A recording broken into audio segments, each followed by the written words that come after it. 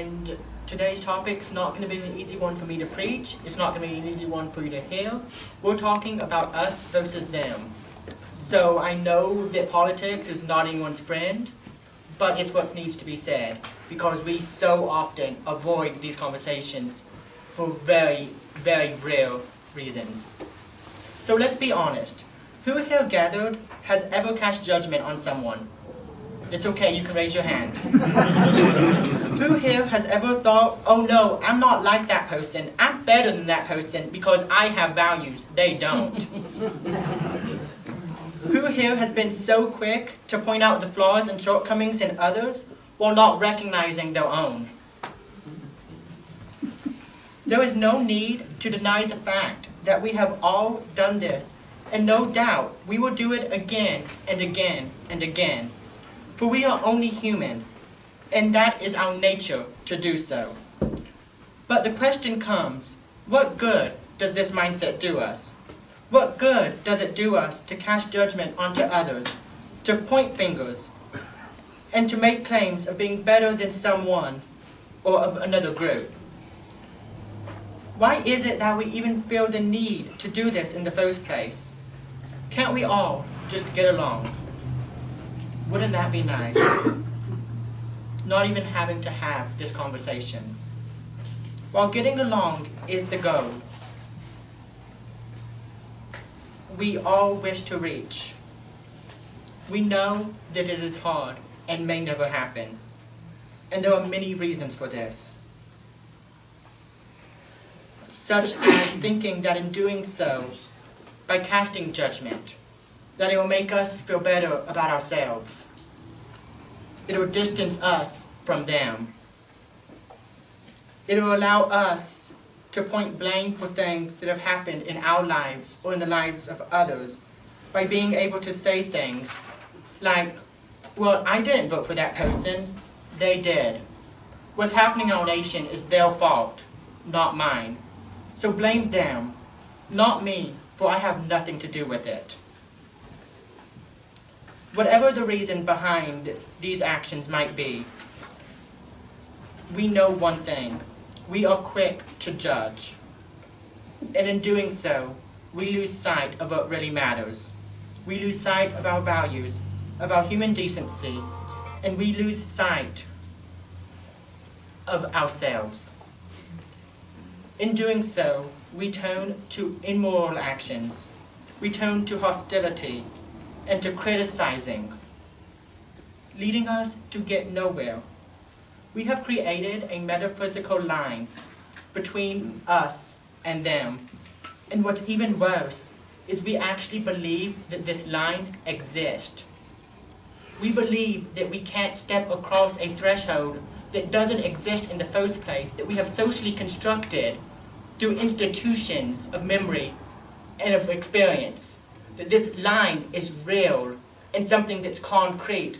So like I couldn't walk into the Baptist church down the road because there was a line that would stop me.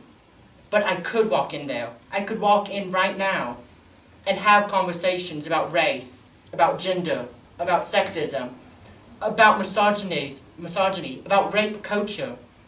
But I won't. Or will I? That's the question. What is it that makes us not able to cross that line? So yeah, I never read from these because I get so off topic. But like it or not, the truth is that we all share in a human experience. We all have something that we want to grasp onto, that we want to believe in, that we want to hold as true. We are not that much different from Southern Baptist, or from Methodist, or from the atheist. No one is different when it comes to their humanity and human decency. The difference is the socially constructed ideas of money, of politics, of justice, of race, of gender, of sexual orientation, that we ourselves have come to believe as the sole reality. We don't understand the divides, but we understand what they do. So the question is that how do we change the narratives? How do we have these conversations? How do we enter into these spaces and talk about things that need to be said? It's not easy, I will tell you that. And there is no one answer. For many of us are able to walk into difficult spaces and are not afraid of having those conversations. Others, walking to someone who you know doesn't agree with you may be impossible. But what you can do is listen to those that can. You can read, you can educate yourself on the other side, and maybe we can shrink the other side just a little bit. So, on that, the human experience is different for every single person. What it means to be a human is different for me, it's different for you, and it's different for you. None of us have the same understanding of what it means to be human. Not one. As a nation, we are struggling. We see divides in almost everything. We are all trying to survive and fighting for what we truly believe is right. Whether you're a Republican, a Democrat, an independent, or hate politics altogether, you have something that you are holding on to, that you are fighting for, and something that you truly believe in. But we know that our values don't always align with others. And this is why we see social, economical, and political divides in our nation. We see people, while doing what they believe is right and is in line with their values, hurt, accuse, belittle, fight, attack, and kill one another.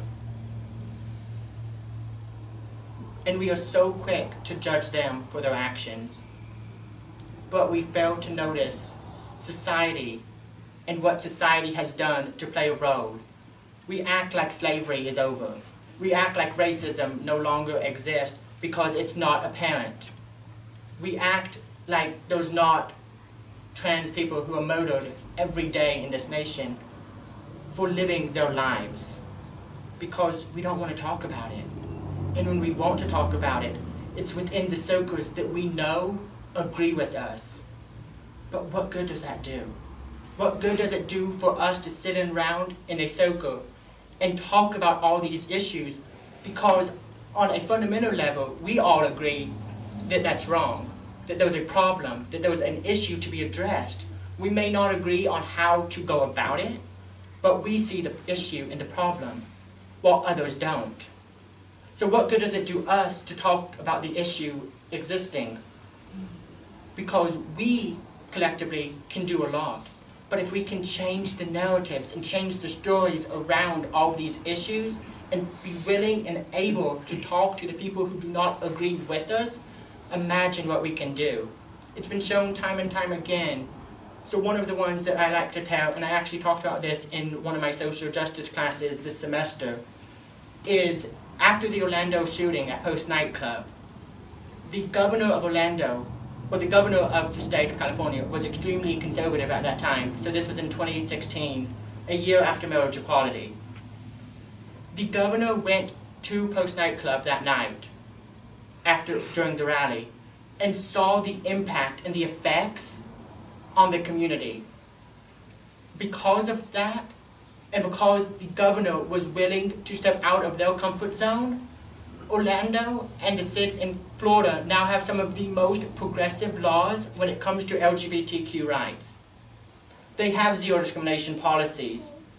The stadium in Orlando has 49 seats that are purple for the victims of Post nightclub. The community came together across all lines.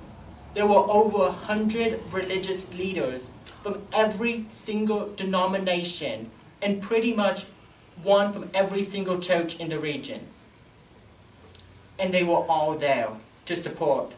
They may not have agreed, but they knew what was right in that moment. And it wasn't to be a divided nation. But that's an extreme example.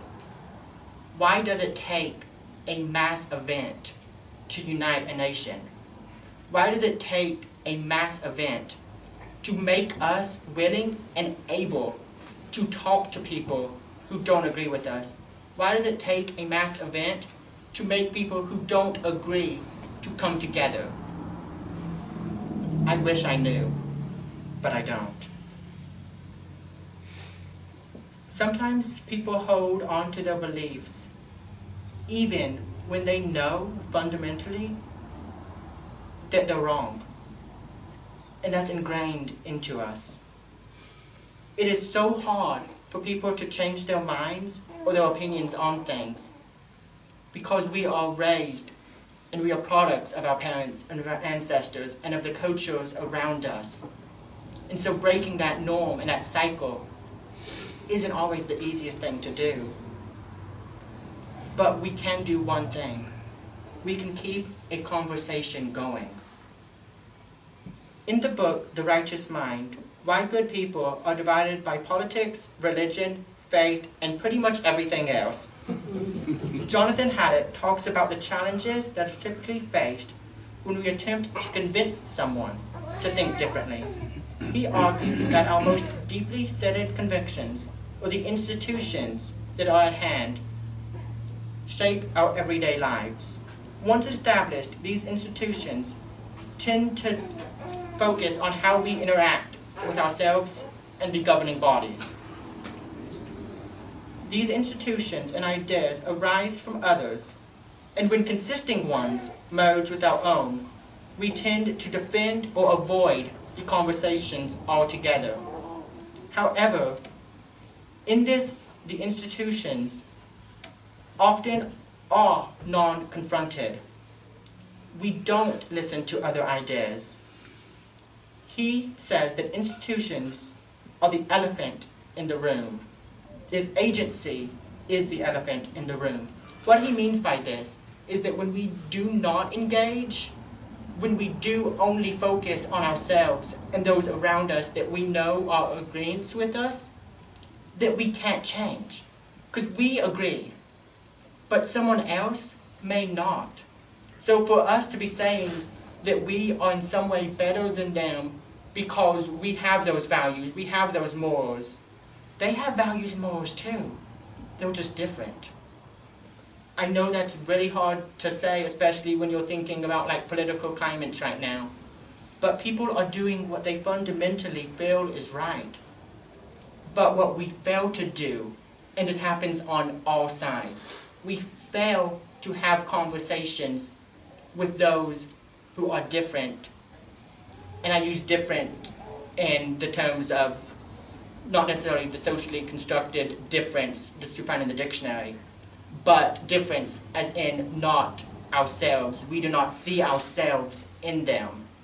But there's no difference because they are human and you are human.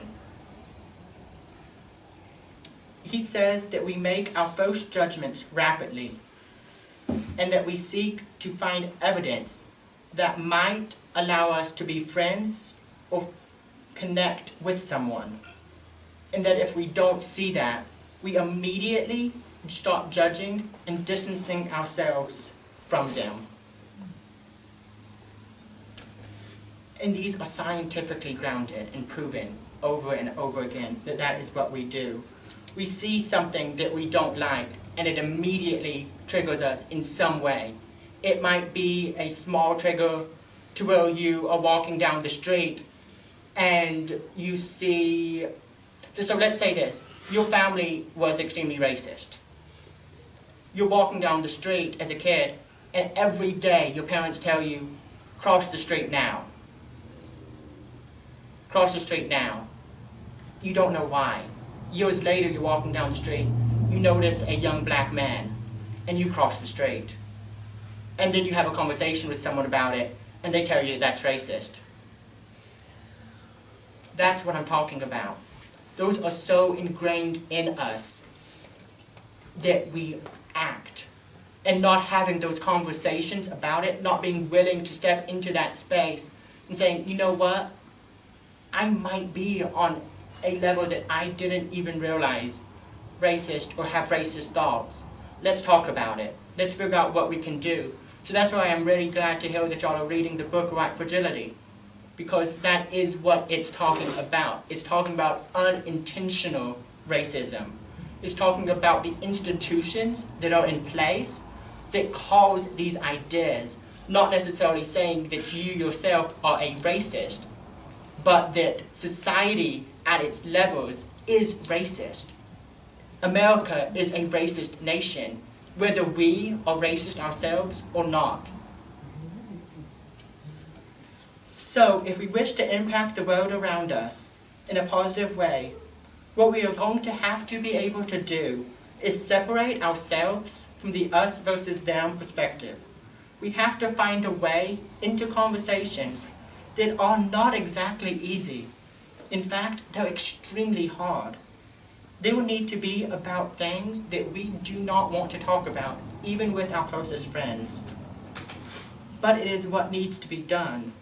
Doing so will mean the willingness to accept that we must have the conversations in the first place, and that we must have them with those who are not like us, with those who we do not see ourselves in the lightest. They will need to be about all kinds of issues. In doing so, we have to remember one thing. We have to remember our principles. And by tapping into our principles and whatever presence of higher cause, higher strength, or even if you don't have one, there is something that you can tap into that gives you strength. And we must tap into that while holding who we are and our agency in line. We have to constantly check privilege and understand that we have privilege. You may not have as much privilege as someone else in the room, but there is something about you that makes you more privileged over someone else than another. The book White Fragility also talks about that. These conversations will need to be about extremely difficult and challenging topics that are facing our nation right now. They will be about things like gun violence and gun reform, that we know there are very different opinions on what to do. They will need to be about a culture of racism that has existed since the day this nation was founded. They will need to be about a culture of white supremacy and actions of white supremacy. They will also be about sexism and immigration. Moreover, they might be about systematic abuse, rape culture, homophobia, and transphobia, as well as so many more. We cannot be afraid to speak into these conversations, for if we are, nothing will ever change. The nation will never improve, will never heal, and we ourselves might never understand something that we're trying to understand. We must acknowledge that these conversations are real, that the systems and the implications of these conversations do exist, and we must be willing to have these conversations with everyone and anyone willing to listen and to have a conversation with us. I know this is a very hard thing to ask, especially considering when I was driving down the road coming here, I saw a headquarters for President Trump. But those conversations have to be had. We don't know if we have a conversation with someone what the outcome might be. It might be very small, but it also might be massive. We can even start these conversations in a very small way. So we can talk within our congregations about these issues, because like I said earlier, we know that transphobia is wrong. We know that the violence against trans women is real. We may not agree on how to address these issues or what the issue really is, but we know that there's the issue. So if we start there and understand that conversation and are able to work in that conversation, then we will be able to go out and start talking to people less and less like us to start to address what is actually going on and what is wrong with the nation. So to help us better illustrate what I'm trying to say, I'm going to tell you a children's story.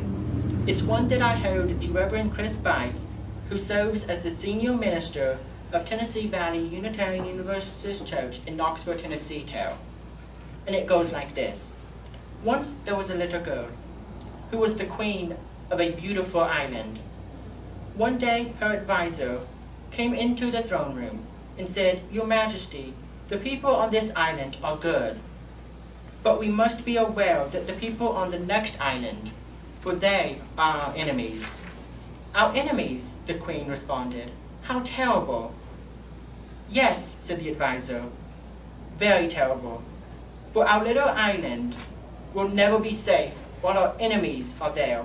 We must find a way to remove and to get rid of all our enemies." "You're quite right," said the queen. "Do you have any ideas?" "I do indeed," said the advisor. "We can take our army and put it on our ships and sail to the other island.